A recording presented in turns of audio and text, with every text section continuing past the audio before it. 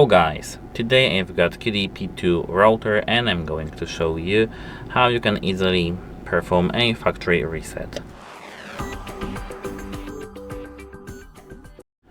So at first you need to make sure that your router is turned on. So let me plug my power cable in there, and here you need to wait until it's turned on completely. So let's wait for it.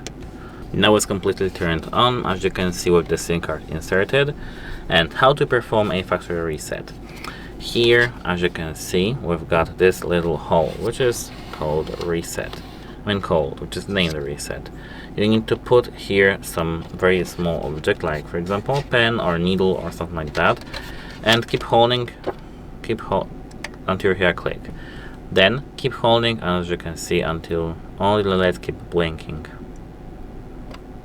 Now we can remove our tool from this, and this is the factory reset. Goodbye.